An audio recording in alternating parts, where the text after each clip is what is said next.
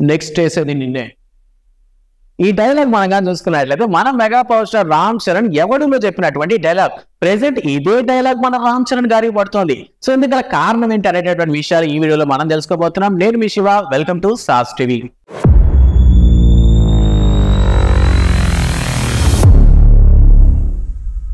మన తెలుగు ఇండస్ట్రీనే కాదు, హోల్ ఇండియాని ఊపేసినటువంటి director SS Rajamouli. So SS Rajamouli ఒక స్టార్ డైరెక్టర్ అనేటువంటి విషయం మనకు తెలుసు. అండ్ దాంతో పాటు ఆయన సెంటిమెంట్ కూడా కంటిన్యూ అవుతున్నటువంటి విషయం మనకు తెలుసు. రీసెంట్ గా చూసుకున్నట్లయితే ఆఫ్టర్ త్రిబుల్ ఆర్ తర్వాత రిలీజ్ అయినటువంటి మన తారకన్న దేవరా సినిమా ఈ సెంటిమెంట్ ని మొత్తం మీద కొట్టి పారేసింది. అండ్ దాంతో పాటు ఇప్పటికే మనం చూసుకున్నట్లయితే ఆఫ్టర్ ద త్రిబుల్ ఆర్ తర్వాత రామ్ చరణ్ దేవ్ సినిమా అయినటువంటి ఆచార్య సినిమా డిజాస్టర్ అవడంతో సో ఈ సెంటిమెంట్ అప్పుడు కంటిన్యూ అయింది అనుకున్నారు. అండ్ దాని తర్వాత దేవరా హిట్ కొట్టడంతో ఈ సెంటిమెంట్ ఫ్లాప్ అయిపోయింది. అండ్ ఈ సెంటిమెంట్ అనేది కంటిన్యూ అవ్వదు అనుకున్నారు. బట్ ఇప్పుడు కొంతమంది దగ్గర నుంచి వినిపిస్తున్నటువంటి వార్త ఏంటంటే ఆచార్య సినిమాలో ఇద్దరు హీరోలు కదా, లైక్ అది రామ్ చరణ్ సింగిల్ మూవీ అయితే కాదు.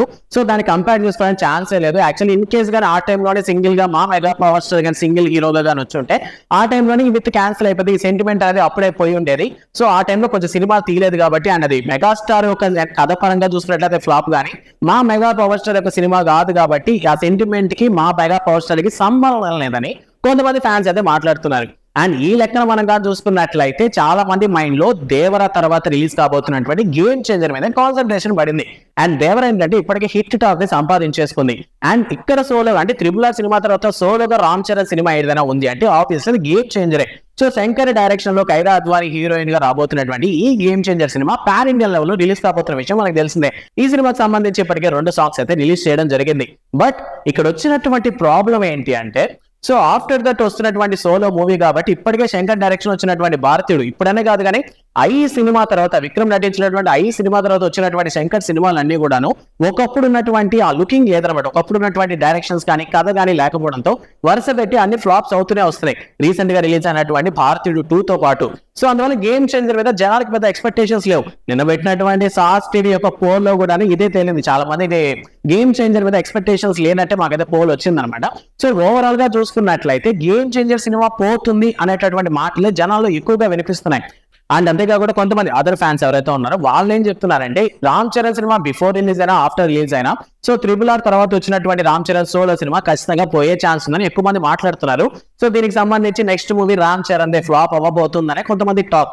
బట్ ఓవరాల్ గా మనం చూసుకున్నట్లయితే శంకర్ కి గేమ్ చేంజర్ సినిమా చాలా ప్రీషియస్. సో ఇప్పటి వరకు ఆయన చేసినటువంటి సినిమాలు ఫ్లాప్ అవడంతో ఈ సినిమా మీద నిజంగా ఎక్స్పెక్టేషన్స్ ఉన్నాయి.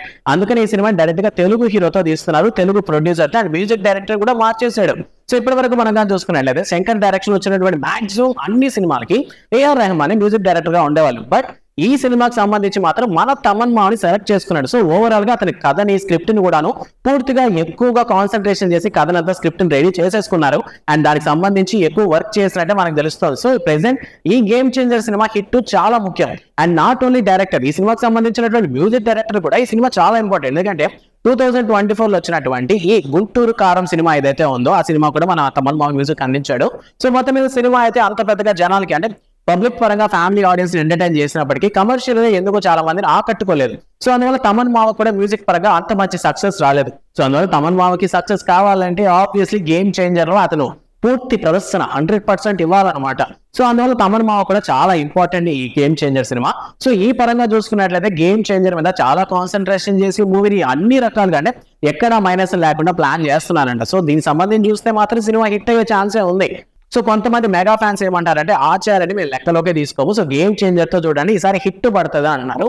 సో కొంతమంది ఆపోజిట్ ఫ్యాన్స్ ఎవరైతే ఉన్నారో వాళ్ళు మొత్తం మీద ఈ సినిమా కూడా పోయేసినటువంటి సినిమా అంటే ఇన్ కేస్ ఆచార్యం లెక్కలోకి తీసుకోపోయినా గేమ్ చేంజర్ పోయేటటువంటి సినిమా. ఎందుకంటే అక్కడ ఉండే శంకర్ ఒకప్పుడు ఉన్నటువంటి శంకర్ కాదని మాట్లాడుతున్నారు.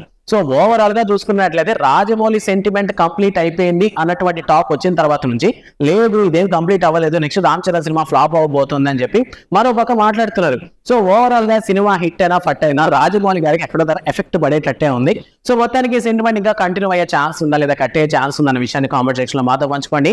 అండ్ అంతేకాకుండా ఈ గేమ్ చేంజర్ సినిమా మీద మీ పర్సనల్ ఒపీనియన్ ఏంటి అంటే రామ్ చరణ్ ఈ సినిమాలో మనకి చాలా డిఫరెంట్ గా కనిపించబోతున్నారు. లైక్ పొలిటీషియన్ గా కనిపించబోతున్నారు, ఒక గవర్నమెంట్ ఆఫీసర్ గా కనిపించబోతున్నారు, అండ్ మరి ఇంకే లవర్ బాయ్ లా కనిపించబోతున్నారేమో. మరి ఈ సినిమాకి సంబంధించి మీ ఒపీనియన్ ఏంటన్న విషయాన్ని కామెంట్ సెక్షన్ లో మాతో పంచుకోండి. అండ్ సినిమాకి సంబంధించిన మ్యూజిక్ పరంగా, రిలీజ్ అయినటువంటి సెకండ్ సింగిల్ పరంగా కూడాను మీ ఒపీనియన్ ఏంటన్న విషయాన్ని కామెంట్ సెక్షన్ లో మెన్షన్ చేయండి. అండ్ వీడియో నచ్చితే లైక్ చేయండి. Don't forget to subscribe sauce TV. Thanks for watching.